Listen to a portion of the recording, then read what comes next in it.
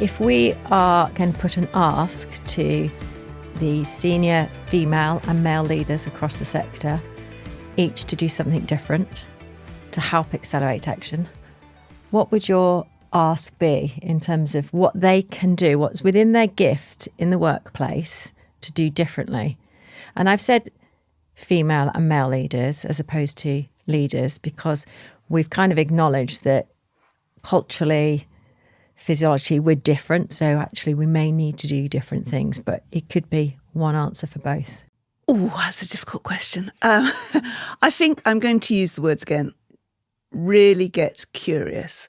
And when I say get curious, I mean just go and ask people what it feels like to be working in the organisation. So as a leader, I think you've got to take responsibility for the culture of that organisation. You've got to actually recognise that change will not happen without you embracing it.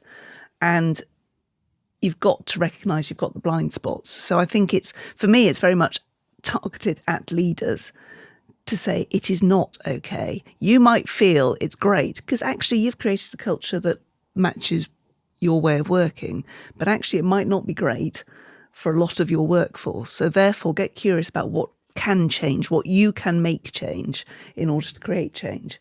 And I think that there is sometimes a complacency of I'm a good guy, I'm a good woman, I'm a good leader, but actually that's not great for the people working in your organisation. So it's like, how do you really help others feel comfortable? So get curious. Get curious. Is Joe's action request. I think fundamentally get curious is always going to be step number one. You have to understand the problem first. That's the thing. I think my build on that would then be to understand in a deep way the benefits to your organisation of moving the dial on this. Is understand how this can support your business, how it can help your clients, how it can help your customers, how it can really transform things for your business. It's a positive thing, and really get into the depths and understand and galvanise people around the fact that this is a really, really positive move and it's the right thing to do.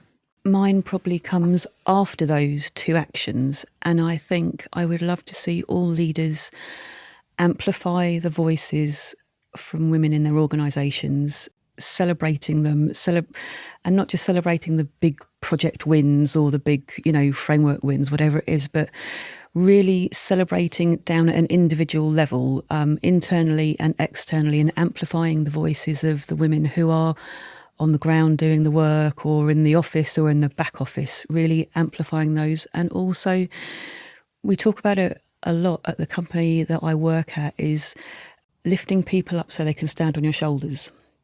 And so when you've got an address book that is full of really great people who might be able to offer some insight, or when you've had lots of experience that you might be able to share, is doing that with total generosity and not expecting anything from it, not as part of a project, not as part of anything, but really going all out to say, I've had a lifetime's experience, I've had a career's worth of experience, let me just share it, and you can take whatever you find most innovative, whatever you would like to take from it, take it freely, and although I guess, coming mid-career, not everything that I've achieved has been done easily. Not all of, there has been, not to be, and this is an Oscar-winning speech, but there's been sacrifice, and there's been times when you've gone without, or you've felt really rubbish for a long time, or been in a really awkward situation, and it's tempting to think, God, that was hard won on my part, but actually, there's no reason to make younger women or your peers, to make them hard win it as well. You can just give it freely. You can give your experience really easily. And it's just, Kerrris, you said earlier that WUN had been really influential in your early career. I didn't come to utilities until 25 years into my career. I'd worked in the construction sector before then. And I came in and I just thought, my God, I am lost. I don't know what I'm doing. There's so many acronyms, so many things. I just don't understand. The concepts you're talking about are alien to me. To me, water just came out of a tap or when you flush the toilet. I don't know all these things that you're talking about. And I'm really fortunate to have a network at my work who just gave their time, gave their experience really freely. But then another colleague of mine said, oh, look, there's this thing called WUN, and you can go on it and, find like-minded women. It is a revelation, the things that you can find just through a chat. It sounds so simple, and it can feel really daunting if you're not used to pushing yourself forward, and it can feel really awkward to go into a room or join a network and you think, oh, I haven't got any mates with me, I don't know what to do, am I going to walk in on my own?